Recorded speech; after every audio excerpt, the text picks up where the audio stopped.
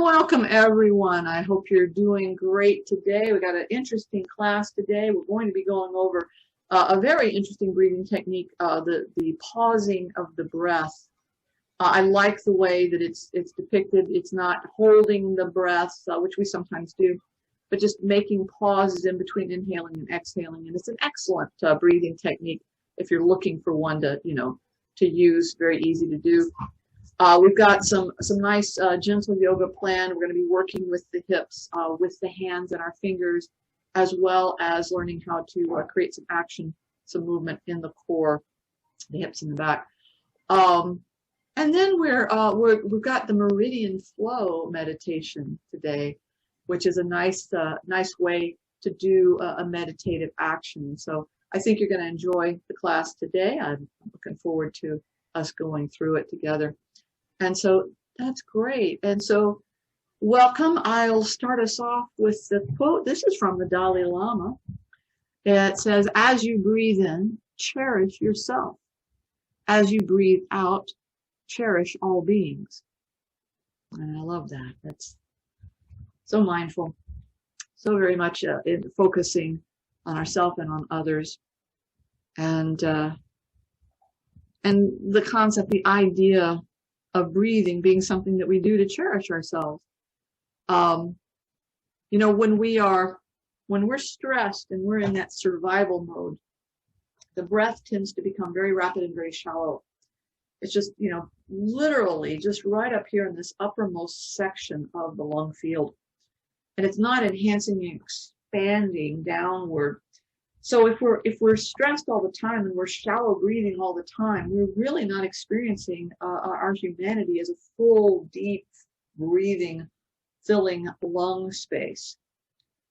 And that full, deep breath changes a lot of things. It is associated with relaxation of the body because we're spreading downward and activating the vagus nerve area through the movement of the diaphragm muscle, but we're also expanding and we're using these muscle systems in the rib cage and the low back and upper back, the diaphragm muscle itself, and indeed the collarbone area muscles to just pull the air in to create this negative pressure, to bring the air in and expand that lung tissue out into its full capacity too.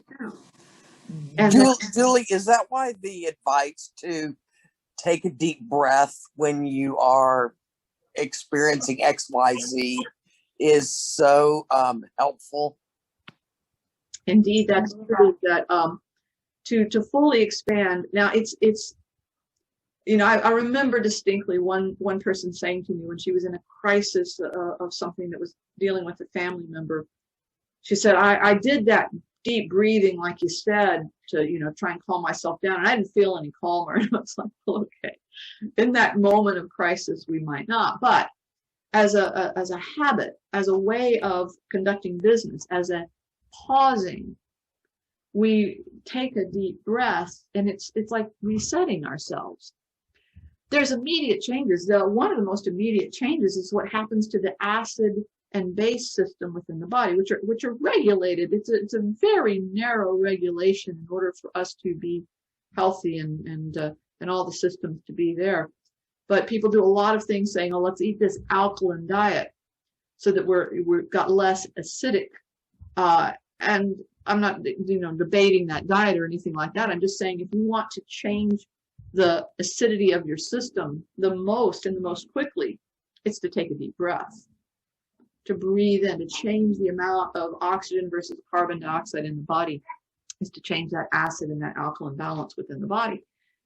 And so deep breathing is going to have that kind of a chemistry change. And with that chemistry change, other systems that respond to chemical or chemistry changes will change as well.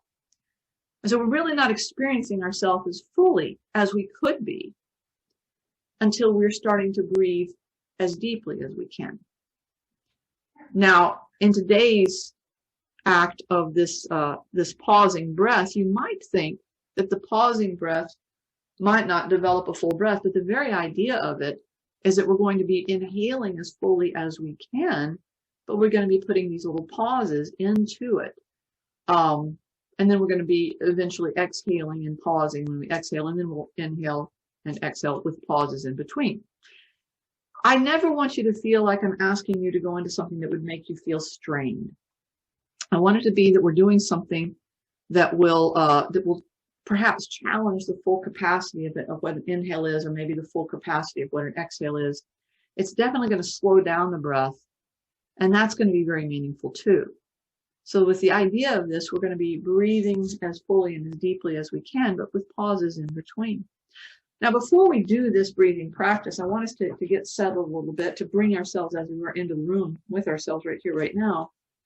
And to do that, we're going to do a very simple breathing technique. And remember that simple breathing techniques are great if you're practicing them at least a couple of minutes every day. You're doing the practice that I want you to do. And you can do more. But if you're just holding it to that, I'll do 2 minutes of breathing practice a day, you're going to make advancement. Your position could be seated. It could be reclined. You could be on your back, on your side, even on your stomach. You could be in a regular chair or in a reclining chair, and it's all good. As long as you're not feeling restrictions around the waistline or clothes that are too tight or uncomfortable, then you're fine. So let's practice right now, just sort of a way for us to be right here in the moment, and also to see what our breathing is like currently. So get yourself in a position of comfort. And for a few minutes, we're just going to do this. And right now, before we start to do anything with our breath, I want us to notice, where is your breath in your body? Is it in the collarbone? Is it in the middle of the ribs? Is it down in the belly? And as you're sort of sorting out where you feel your breathing, notice your state of mind, the amount of agitation you're feeling, the amount of calm relaxation you're feeling right now. And then also, I'd like you to do a brief count of the number of seconds it's taking for you to inhale, and then the number of seconds it's taking for you to exhale. And so you're just noticing, that's sort of claiming the awareness, noticing where we are.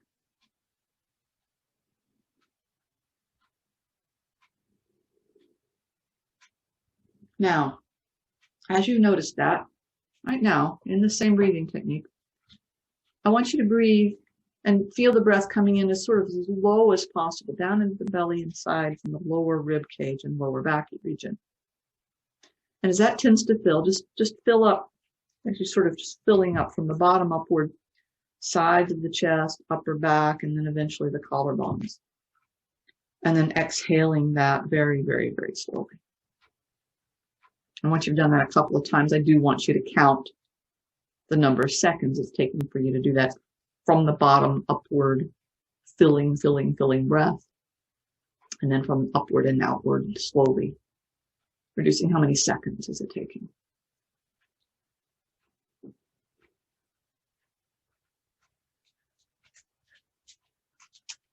And as you're in the act of breathing, with each inhale and with each exhale, I want you to sort of just, question yourself, what am I feeling? There's my sense of calmness and peacefulness. Where is the breath being felt in the body? And as each breath leaves, how quickly do you want to take the next breath? So what is the experience of what you're experiencing right now? Because instead of experiencing and instead of being in the reality with ourselves, we often just think about it. And that's a step removed. So I want you to be in it for another full deep breath, both inhale and exhale.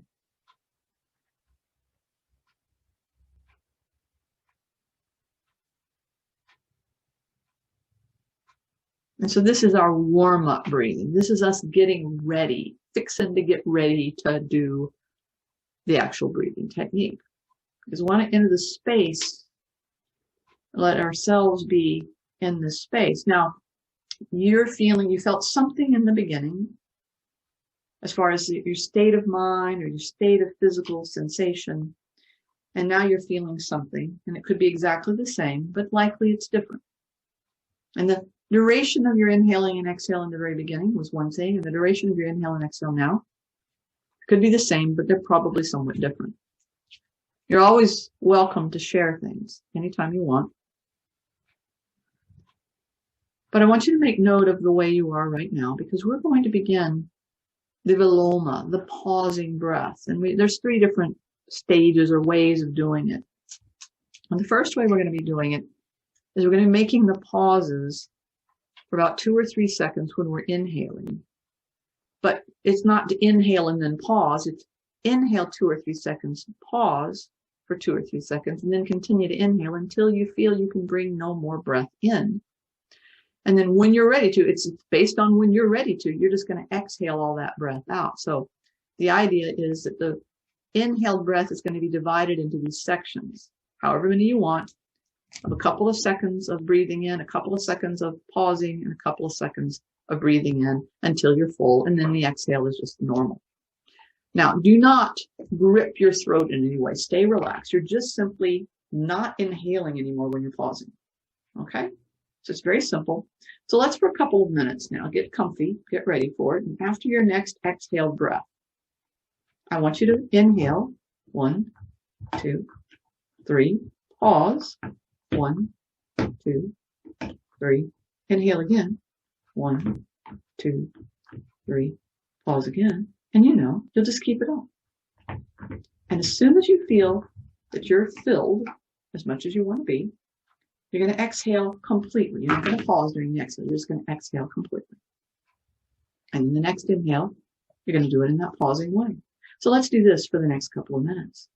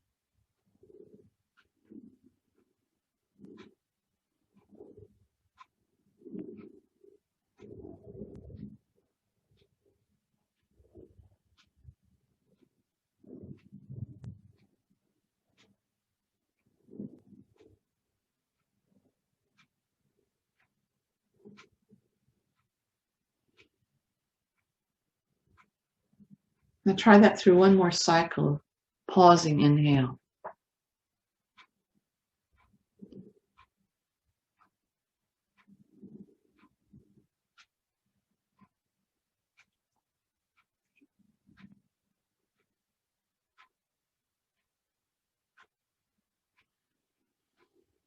And then just return to your normal breathing. But take note, how do you feel? What's your state of mind? How's your physical feeling? Do you feel like you got more oxygen than normal, a little hyperventilated? Do you feel like it was a strain in a certain way? Are you more agitated than you were before? Are you more calm than you were before? Your experience is valid. It might be different from someone else's experience. And if you'd like to share it and ask questions about it, you're more than welcome to right now. But it's something for us to notice. And I want you to notice it. I don't just disregard it and throw it on the heap of all the other things. I want you to just say, okay, I feel this certain way. Because we're going to do a compare and contrast with these breathing techniques. So that was the inhaling part, the stage 1 of viloma. Now we're going to repeat this process, but it's going to be that we inhale as normally and as deeply as we want without pausing. But the exhale, we're going to divide up. We're going to exhale a few seconds, pause a few seconds, exhale a few seconds, pause a few seconds. And in that way, we will exhale completely. And when we're ready to, we inhale whenever we want. Okay, so there's no specific control, although it is said you do this couple of seconds, 2 or 3 seconds is the pause, the 2 or 3 seconds is the exhale. So let's get ready. After our next exhale, We're going to inhale as completely as we want. And when we finish the inhale, we're going to exhale. 1, 2, 3. Pause. 2, 3. Exhale. 2, 3. Pause. 2, 3. Until you've completely exhaled. And then you inhale again. And let's just keep that up for the next couple of minutes.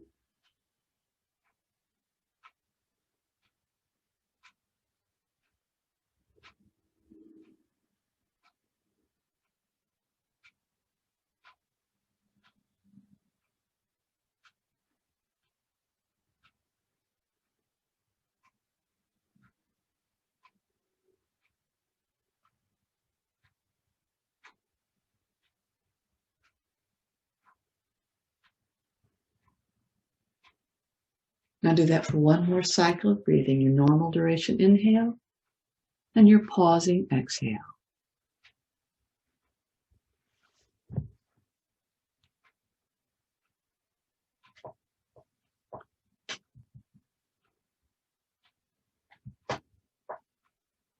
And then you'll just return to your normal state, breathing in and out as you'd like. But notice how you feel. And you don't have to answer this, but you can. Did you prefer one versus the other? Maybe not. It's okay, again, you don't have to answer, but just sort of think, which one did you like better? Inhale, pausing, or the exhale? Which was easier? I like the inhaling better. Like the inhaling better, okay? Mm-hmm. Right. That exhaling, just for a second, almost reminded me of my, when I get surrounded and I can't breathe or something like that. Oh, okay, a little claustrophobic or something? Yeah, a little claustrophobia, yeah. Okay. Which was odd. No, but yeah, you experienced it, so yeah. There we go. Sometimes we might learn more about ourselves as to what might trigger an effect, what might trigger me feeling, too enclosed. Maybe it's when I'm not exhaling completely. We sometimes do hold our breath into breathing. Okay, interesting. Now, this third time we're going to do it, we're going to actually pause during the inhale, followed by pausing during the exhale. So we're combining the two techniques together. All right. So I think we sort of get a general idea of what it is now. We know we inhale for 2 or 3 seconds, we pause 2 or 3, and then when we filled up, we're going to exhale, but instead of exhaling all the way, we exhale for a few seconds, pause for a few seconds, and so on and so forth. So let's get comfortable, let's get calm, and after your next exhale breath, let's inhale, pausing, and then exhale, pausing. All right, let's go for a couple of minutes.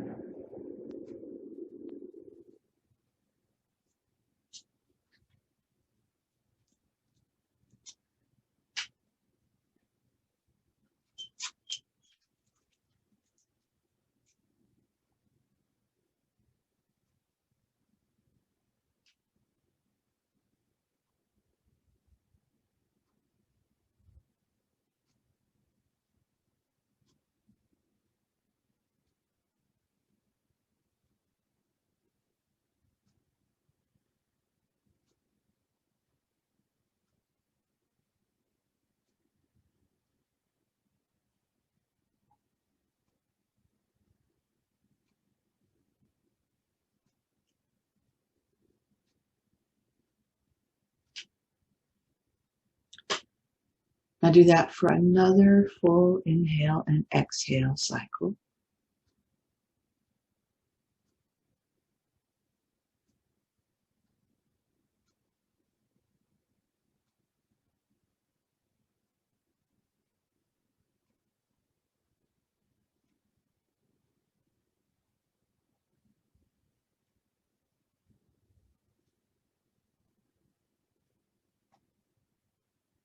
And then you'll return to your normal breathing.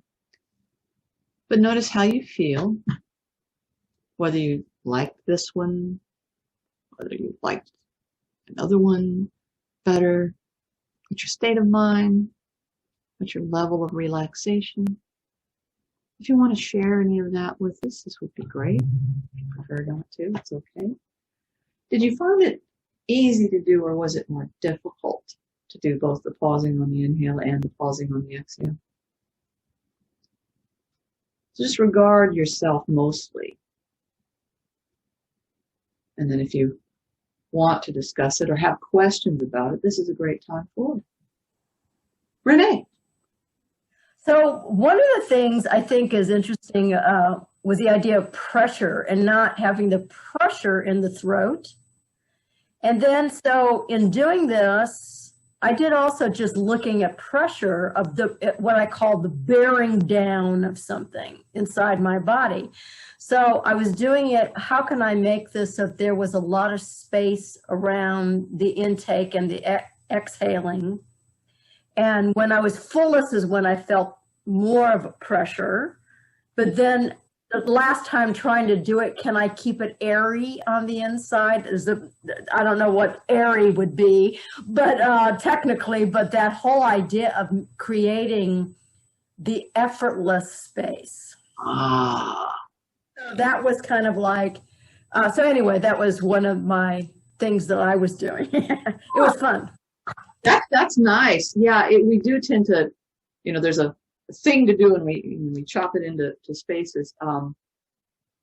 For me, I found the inhale, exhale, pausing was the least satisfying of it. I kept, I have a clock that ticks and gives me an accurate, here's the seconds coming by. I was really trying to hold to that, but I didn't feel that I was breathing the way I wanted to the most during that, both on the inhale and the exhale. By the way, Julie, since you mentioned it, that clock is audible. Oh, good. To people who are listening. Very good. Very good. Well, there you go. So it's sort of a little bit of a metronome for you, a little bit of clock, which is nice because we want to regulate it into spaces. That's one way to do it. So remember, whatever you felt about this, this might be your newest favorite breathing technique, or this might be like, I'll pass and I'll find another one that I concentrate on. I like to change breathing techniques, even though I do have some favorites of mine, simply because it reminds me of maybe ways that I could expand myself, like what Renee was talking about, to creating a sort of a space that was maintained even with the inhaling and the exhaling, reducing the effort, the compression kind of feel to that. I think is a very valid way of focusing on the breathing technique, because we breathe all the time, and creating something new and creating new challenges and ways for us to get involved and create a different state of mind through our breathing. That's one of the things we're trying to craft as we do this. So very good. Now we're gonna do a little bit of recuperative yoga. So I'm gonna switch the screen space so that at least the recording, I don't know what it does to your view. Okay, there we go. All right, now we're going to do a bit of recuperative yoga. In some of it, I will invite you to come into a standing position, and if you would prefer not to be in a standing position, that's great. I'm going to show you several different things. I am going to stand up. We are going to warm up a little bit. Our first one is called a wide leg squat, and a lot of the things that I'm going to talk about could be done as you just stay in a seated position if you prefer. So, for the recuperative yoga, if you do care to come to a standing position, stand so that your feet are about hip to shoulder distance wide. And just begin a gentle turning of the shoulders. So we're going to loosen up our back just a little bit by creating a mild twist. And the twist is enhanced by the arms relaxing beside us, being allowed to twist and to turn. And so the spine gets a little bit of a stretch, a twist in this way. And that's great. Now we're actually, for the wide leg squat, if we're standing, we're going to take our feet wider than our shoulders. And if you're seated, you would just spread your feet out. You come to sit in the forward part of the chair. I'm going to have my weight back toward the heels, and I'll show you the side view. I'm going to keep my low back projected slightly forward toward the navel, even as I begin to lightly bend the knees and bring my hands down to the end of the knees. So I'm tilted forward. You can imagine if there was a chair beneath me, that I would be just tilted forward and seeing if I'm comfortable with my hands resting on the knees. Now, if there's still comfort and I want to go further, then I'll just slowly and gradually lower so that my elbows are coming onto the knees. My hips can be higher, which would give me a stretch in the back of the leg. But the squat would be where my hips are coming down a little bit more close to the height of the knees. I keep my knees gently separated apart from each other. And the pressure of my elbows onto the legs allows me to move my chest forward to stretch the spine so the chest is moving away from the hips. Head position is best if we're just looking down, but we can also let the head hang a little bit. And if we press into the legs slightly, we could just sort of rise or dome up the shape between the shoulder blades a little higher. Breathing deeply. Now it will get tiresome, so we're going to come out looking forward and lifting the chin slightly upward, placing the hands to the knees and bringing ourselves part way up, and then working our way up the rest of the way to come in. Okay, to come into the standing position. All right, so I'll show you from another view. We'll do it again. So my feet are spread wide, whether I'm seated or not. And we're going to keep the low back projecting toward the navel as we just begin to slightly bend the knees. And our hands are going to be aimed down toward the end of the knee. And we can stay like this in this more uplifted position. But if we're comfortable, we would just gradually lower the elbows down onto the knees and decide, do we want the hips higher or do we want the hips lower? We move the knees slightly away from each other. We can keep the face just looking down, or we could tilt the chin down, pressing into the legs. We lift that space between the shoulder blades slightly up. We just take a deep breath. And then exhaling, we look down and then gradually tilt the chin more upward. We put our hands to our knees. We straighten, coming part way up, and then pressing the heels, we work our way. We come the rest of the way back up. All right, good. And so this is very useful. It does get us some action into the structure of the legs, both the thighs and the back of the leg, done from a chair, done from a standing position. Very nice. We're going to sit for this next one. I'll get a little closer to the camera, just because we're going to be creating an action that involves our fingers, and I want you to be able to see my hands. Now for this, the finger flow, we're going to be letting the palms come gently together. And the palm area is this surface. It does not extend up into the fingers itself. So the palms are touching each other, and we're simply going to try and just move our little fingers away from one another while keeping the palms touching. I'm not separating the hands apart. I'm just pulling the little fingers away, and then I'll touch them together. This will be a little harder trying to pull the ring fingers away. They don't respond very much. And then we let that touch. Now we're going to try and pull the middle fingers back away from each other. And then that touches. And the index finger pulling back. And then finally, still keeping the palms pressing, we pull our thumbs back away from each other. Okay. And we could reverse that. We could start with the thumb and let it come together. The index finger, I'm not too worried about how far apart the index fingers or the thumbs are coming apart. At first, it may be very difficult to get any distance. There's the middle finger. And now ring finger. And now little finger. Okay. But if I wanted to create more of what would be called a flow, then I could touch and eliminate, just coming apart, in sequence with each other. I could create a movement that they spread from one to the next. Now that spreading action can be kind of fun. Well, if, what I consider fun. We just create this. So I turn my hands, now they're facing a different direction, one palm up, one palm down. And I'll turn them the other way.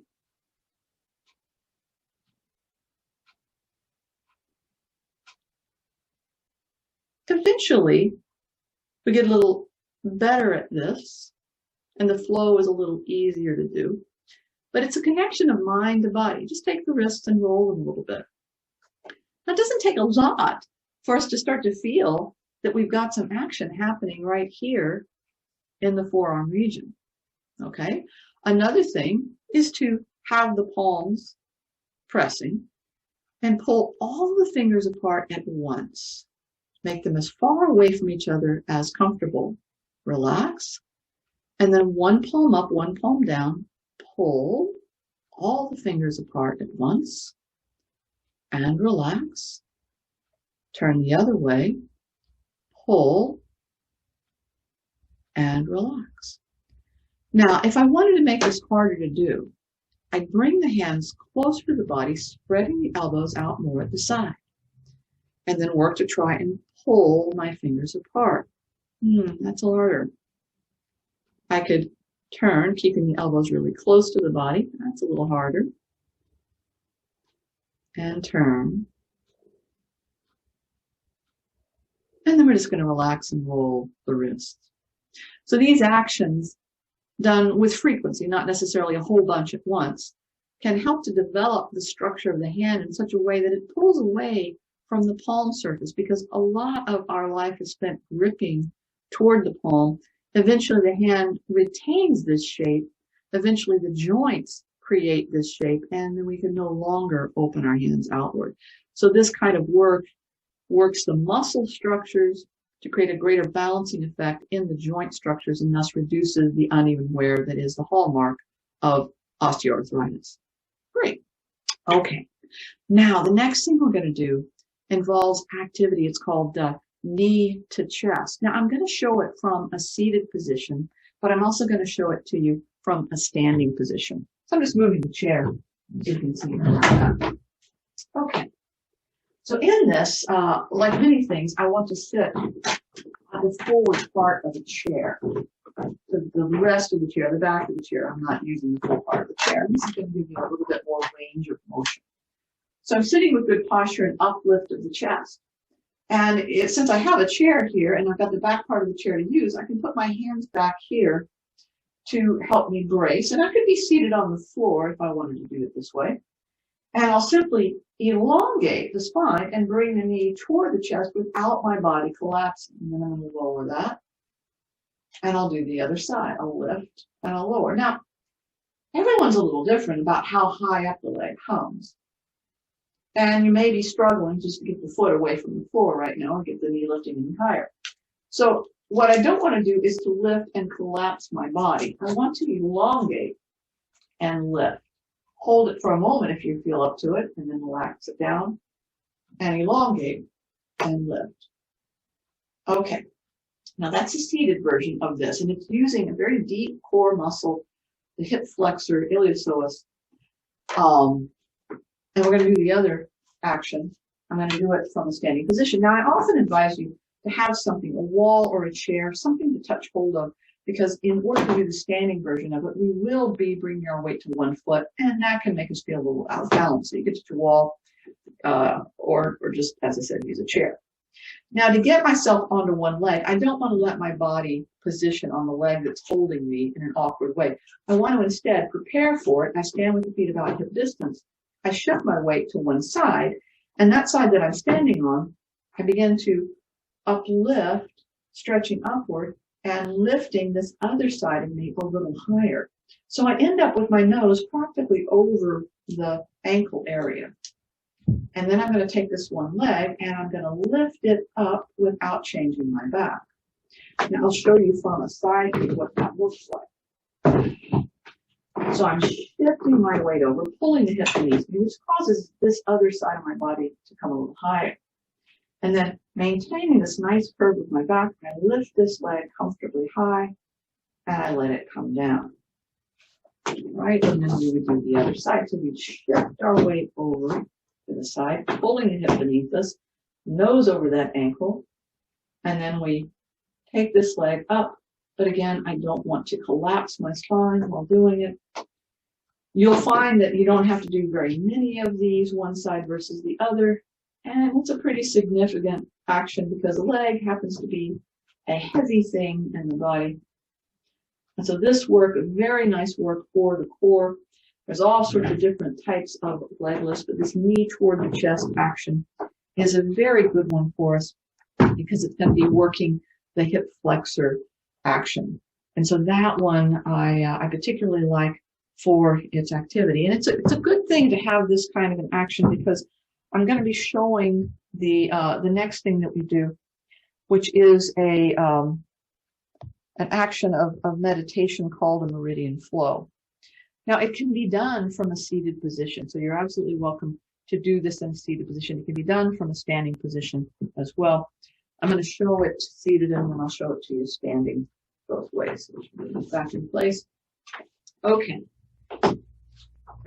So we're going to be sitting with a good posture if we're sitting, and you can do it with me sitting first. And we're breathing. Now in your notes, it's explained as a standing action, but a seated action works just as fine. We're going to have the arms very relaxed. They're going to be resting if you're standing on your thighs or your hands just touching right here. Breathing very deeply, very slowly. And then we're going to take our hands on our next inhale and bring the fingertips in the direction of the center of the chest, the heart. Take a deep inhale, and then exhaling, one arm goes off to the side. Then when we inhale, the other arm, we turn, we twist, we draw it along the arm. And then we exhale, drawing the hand back to the center. And then inhale, hands at center again. Inhaling, exhaling. Drawing the arm off to the side. Take the hand with the breath coming across. Returning back. And fingers coming back in. Again.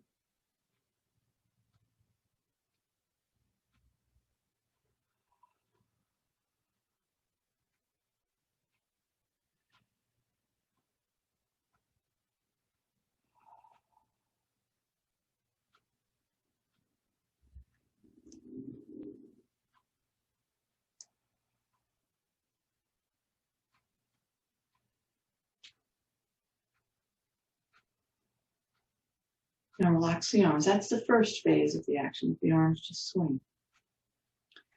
The second phase of the action that we'll be creating is one where the arms uplift. So we'll take the arms upward. There's our inhale. And as we exhale, the hands come across the back of the head. They move to the rib cage and come down. We tilt forward toward the feet. And then we pull the arms back in to the heart. So let's do that again. Take the arms up, inhale. Exhaling, back of the head and ribs, down. And inhaling back to the heart. And then we relax, very good. All right. Now this next time I'm going to show it, we're going to put it all together. And you can remain in the seated position, or like me, you can come into the standing position for the action. If we're standing, the standing position has us with the feet separated about hip distance, the back slightly flattened as the knees gently bend, and our fingertips are touching against our thighs. Now, when we're ready, on our next inhale, we bring the hands to the center of the heart level. Exhale, arm reaching out. Inhale, coming down the arm to the fingers. Exhale, from the fingers to the center of the chest. Inhale, the hand returns. Side two, exhale. Inhale. Exhale. Inhale. Now, inhale. Exhale. Back of the head, back of the ribs, bending comfortably forward. Inhale. Exhale. Again. Inhale. Exhale. Inhale. Exhale. Inhale. Exhale. Inhale. Exhale. Inhale. Exhale. Inhale. Exhale. Inhale. Exhale. Inhale. Exhale. Inhale. Exhale. Inhale. Exhale. Inhale. Exhale. Inhale. Exhale. Inhale. Exhale. Inhale. Exhale. Inhale. Exhale. Now just remain standing and breathe. Remain sitting and breathe.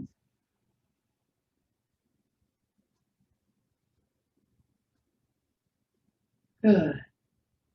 And then just let your body relax. Move as you would like. If you're standing, you can come to a seated position. And relax further. And I want you to regard the way you feel. And you may have some questions. And if you do, it's a great time for them. But how was that for you? How do you feel right now? What's your state of mind? How's your breathing? Just for a moment right now. Let's notice our breathing. Where is it in our body? Where do we feel it?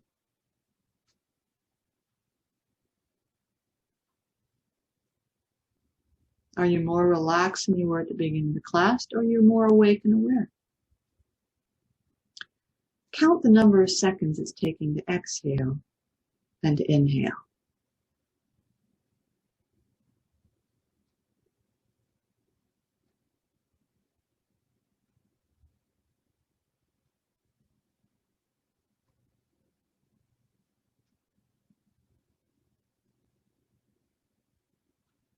It might be different than it was at the beginning of the class. It might be different than it was when we were doing our breathing technique.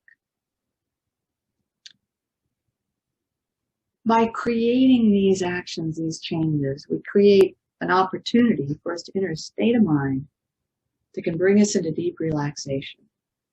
Now, this was a little bit more of an engaging class because of the Meridian meditation that we did. And so you might feel more awakened. It's good to regard what you feel as an option. It's not a yes or a no, a right or a wrong.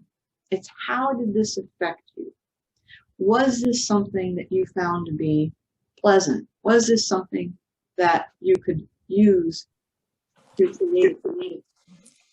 It seemed to put everything right. And I don't know why, but it did. That's a great experience. That's great. And you know, because we're in a certain place and time, this is our experience of it right now. Mary. Can you use this like before you go to bed? Because it's very relaxing.